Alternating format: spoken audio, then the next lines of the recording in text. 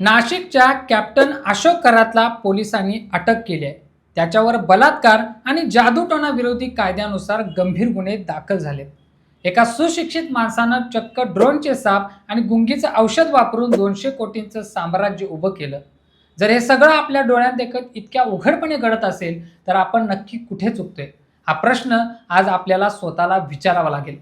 तुम्ही विचार करा, एक माणूस जो मर्चंट नेव्हीमध्ये कॅप्टन होता, तो अचानक ज्योतिष सांगायला लागतो. बघता बघता त्याचे हजारो भक्त होतात. मोठमोठे राजकारणी त्याच्या पाया पडायला लागतात आणि शेवटी काय बाहेर येतं तर महिलांचं लैंगिक शोषण, ब्लॅकमेलिंग आणि अघोरी कृत्ये. हे फक्त अशोक खरातपुरतं मर्यादित नाही आहे. पुण्यात प्रसाद तामदार नावाचा एक बाबा पकडला गेला, जो चक्क लोकांच्या मोबाईलमध्ये स्पायवेअर टाकून त्यांच्या खाजगी आयुष्यावर लक्ष ठेवायचा. आज आपण हेच समजून घेणार आहोत की ही भोंदूगिरी नक्की फोपावते कशी, लोक इतके सुशिक्षित असूनही का फसतात आणि या सगळ्या मागे कोणतं मोठं रॅकेट काम करते. नमस्कार, मी सुनील आणि तुम्ही पाहताय या बोलूया. सध्या अशोक खरात प्रकरणाची परिस्थिती काय आहे तिथून आपण सुरुवात करूया. 18 मार्च 2026ला नाशिक गुन्हे शाखेने खरातला अटक केली. एका 27 वर्षाच्या महिलेने धाडस करून तक्रार दिली आणि हे विखारी जाळं उघड झालं. सरकारने या प्रकरणाच्या गांभीर्यामुळे SIT म्हणजेच विशेष तपास पथक स्थापन केले. IPS अधिकारी तेजस्विनी सातपुते या तपासाचं नेतृत्व करत आहेत. पोलिसांना खरातच्या घरातून आणि कार्यालयातून काय मिळालं माहिती आहे? एक पेनड्राईव्ह सापडलाय, ज्यात 58 अश्लील व्हिडिओ आहेत. खरात महिलांना विधी करण्याच्या बहाण्याने गुंगीचं औषध द्यायचा. पोलिसांनी तपासात सांगितलंय की तो पाण्याला ओस्नोजल म्हणायचा. प्रत्यक्षात त्यात गुंगीचं औषध किंवा वायग्रासारखी औषधं मिसळलेली असायची. हे पाणी प्यायल्यावर महिलांना शुद्ध नसायची आणि खरात त्यांच्यावर अत्याचार करायचा. धक्कादायक गोष्ट म्हणजे त्याचे कर्मचारी सगळ्यांचे व्हिडिओ बनवायचे, ज्याचा वापर करून नंतर महिलांना ब्लॅकमेल केलं जायचं. खरातच्या या फसवणुकीची पद्धत किती हायटेक होती हे ऐकून तुम्ही थक्क व्हाल. सिन्नरच्या मिरगावमध्ये त्यानं ईशानेश्वर महादेव मंदिर बांधलं होतं. तिथे तो संध्याकाळी भक्तांना जमवायचा. अंधार पडल्यावर तो मंत्र म्हणायचा आणि अचानक एक 20 फुटी नाग तिथं चालत यायचा. लोक घाबरायचे, त्याला चमत्कार मानायचे. पण पोलिसांनी शोधून काढलं की तो नाग कागदाच्या लगद्यापासून बनवलेला होता. त्यामध्ये चक्क ड्रोनची यंत्रणा बसवली होती. खरात रिमोट कंट्रोलने तो साप आपल्याकडे बोलवायचा आणि लोकांना वाटायचं की बाबांनी नागाला वश केले. तुम्हाला वाटत असेल की हे फक्त साध्या लोकांसोबत घडते, तर तसं नाही आहे. खरातच्या भक्तांच्या यादीत मोठमोठे सरकारी अधिकारी आणि राजकारणी होते. नोव्हेंबर 2022 मध्ये खुद्द मुख्यमंत्री एकनाथ शिंदे यांनी या मंदिराला भेट दिली होती. इतकंच नाही तर राज्य महिला आयोगाच्या तत्कालीन अध्यक्षा रुपाली चाकणकर या खरातच्या ट्रस्टच्या विश्वस्त होत्या. त्यांचे खरातचे पाय धुतानाचे व्हिडिओ व्हायरल झाले आणि अखेर 22 मार्च 2026ला त्यांना राजीनामा द्यावा लागला.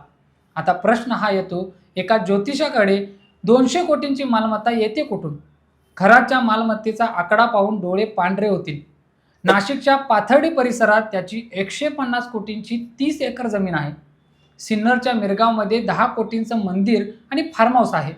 शिर्डीत 50 कोटींचा भूखंड आहे. तो एका भेटीचे 10 ते 50 लाख रुपये फी घ्यायचा. कशासाठी? तर फक्त अंकशास्त्र आणि ज्योतिषाच्या नावाखाली भीती घालण्यासाठी. हा अशोक खरात झाला. पण महाराष्ट्रात हे प्रमाण अचानक का वाढले? गेल्या काही महिन्यातली उदाहरण बघा. पुण्याचा प्रसाद तामदार याने तर हद्दच केली. त्याने भक्तांना एअर ड्राईड किड नावाचं एक मोबाईल ॲप डाउनलोड करायला लावलं. लोकांना वाटलं हे काहीतरी आध्यात्मिक ॲप आहे. पण त्या ॲपमुळे तामदारला भक्तांच्या मोबाईलचा पूर्ण ॲक्सेस मिळायचा. तो त्यांच्या गॅलरीमधले खाजगी फोटो आणि व्हिडिओ पाहायचा. नंतर तो भक्तांना फोन करून सांगायचा की मला दृष्टांत झालाय, तुझ्या आयुष्यात हे संकट येणार आहे. भक्ताला वाटायचं बाबांना कसं कळलं? खरं तर त्याने आधीच मोबाईल हॅक केलेला असायचा. लोक का फसतात याचं उत्तर मानसोपचार तज्ज्ञ ब्लॅक माइंड सिंड्रोममध्ये देतात. जेव्हा माणूस प्रचंड संकटात असतो, कुणीतरी जवळचं वारलेलं असतं किंवा नोकरी गेलेली असते, तेव्हा त्याची विचार करण्याची शक्ती संपते. अशा वेळी त्याला तर्कापेक्षा आशेचा किरण हवा असतो. भोंदू बाबा नेमकं हेच ओळखून असतात. त्याआधी तुमच्या मनात भीती निर्माण करतात. तुझ्या पतीचा अपघाती मृत्यू होणार आहे असं एकदा का महिलेला सांगितलं की ती पूर्णपणे बाबांच्या तावडीत सापडते. मग सुरू होतो विधींच्या नावाखाली लुटीचा आणि शोषणाचा खेळ. आणखी एक महत्त्वाचं कारण म्हणजे सोशल प्रूफ. आपण पाहतो की आपला मित्र एखाद्या बाबाकडे जातोय किंवा एखादा नेता तिथे जाऊन नतमस्तक होतोय. आपल्याला वाटतं की जर इतकी मोठी माणसं तिथे जात असतील तर नक्कीच काहीतरी तथ्य असेल. आपण आपली बुद्धी गहाण ठेवतो आणि त्या गर्दीचा हिस्सा बनतो. भोंदूबाबा सुद्धा स्वतःचं ब्रँडिंग करण्यासाठी राजकारण्यांचा आणि सेलिब्रिटींचा वापर करतात. महाराष्ट्रात जादूटोणा विरोधी कायदा आहे, पण तरीही हे प्रकार थांबत का नाहीत? 2013 डॉक्टर नरेंद्र दाभोळकर यांच्या बलिदानानंतर हा कायदा आला. पण दुर्दैव असं की 12 वर्ष उलटूनही सरकारने अद्याप या कायद्याची नियमावली म्हणजेच रूल्स तयार केलेले नाहीत. नियमावली नसल्यामुळे पोलिसांना अनेकदा नेमकी काय कारवाई करायची हे समजत नाही. अनेकदा या बाबांना सहज जामीन मिळतो. अशोक खरात प्रकरणातही आता तीच मागणी जोर धरते की कायद्याची अंमलबजावणी कडक व्हावी. आता आपण यातून वाचायचं कसं? काही साध्या गोष्टी आहेत ज्या तुम्ही लक्षात ठेवल्या पाहिजे. जर कोणताही बाबा तुमच्याकडे लाखो रुपयांची मागणी करत असेल तर समजा तो व्यापारी आहे, गुरु नाही. जर कोणी तुम्हाला विधीसाठी एकटं बोलावत असेल किंवा महिलांना गुप्त खोलीत यायला सांगत असेल तर तिथून लगेच बाहेर पडा. निसर्गाचे नियम बदलणारा कोणताही चमत्कार या जगात नसतो, हे लक्षात ठेवा. विज्ञानाला न पटणाऱ्या गोष्टी सांगणारा माणूस फक्त तुमची फसवणूक करतोय. अशोक खराच्या अटकेनंतर नाशिकच्या मिरगावमधले लोक आता संतप्त आहेत. त्यांना वाटतंय की त्यांच्या गावाची बदनामी झाली. लोक आता खरातला कडक शिक्षा करण्याची मागणी करत आहेत.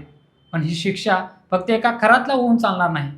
जोपर्यंत समाजातल्या भीतीचा व्यापार करणारे हे कारखाने बंद होत नाहीत तोपर्यंत परिस्थिती बदलणार नाही. आपल्याला आपल्या मुलांमध्ये वैज्ञानिक दृष्टिकोन रुजवावा लागेल. प्रश्न विचारायची सवय लावावी लागेल. जेव्हा समाज प्रश्न विचारायला घाबरतो तेव्हाच असे खरात आणि तामदार जन्माला येतात. श्रद्धेचा सन्मान करा, पण अंधश्रद्धेचा बळी ठरू नका. सद्यस्थितीत खरातची चौकशी सुरूच आहे. इन्कम टॅक्स विभाग सुद्धा आता त्याच्या संपत्तीची चौकशी करणार आहे. येणाऱ्या काळात आणखी कितीतरी बड्या लोकांची नावं या प्रकरणात बाहेर येतील याची शक्यता नाकारता येत नाही. पण महत्त्वाचं हे आहे की यातून आपण काय धडा घेतोय. अशोक खरातने जे केलं ते धर्माच्या नावाखाली केलेलं अधर्मच होतं. अशा प्रवृत्तींना वेळीच ठेचलं पाहिजे. आपल्याला अधिक सतर्क राहण्याची गरज आहे. तुमची सतर्कता हीच या भोंदूगिरीवरची खरी मात्रा आहे. ही चर्चा इथे संपते आहे, पण हा विषय इथे संपत नाही. तुम्हाला वाटत असेल की अशा घटनांचा अर्थ समजून घेणं गरजेचं आहे तर हा व्हिडिओ लाईक करा आणि इतरांपर्यंत नक्की पोचवा. तुमचं मत, तुमचा अनुभव, तुमचा दृष्टिकोन कमेंट्समध्ये नक्की सांगा. अशाच वेगवेगळ्या विषयांवर बोलण्यासाठी चॅनलला सबस्क्राईब करा. आजच्या व्हिडिओत इतकंच. नवीन व्हिडिओत नवीन विषयासोबत पुन्हा भेटूया. या बोलूया.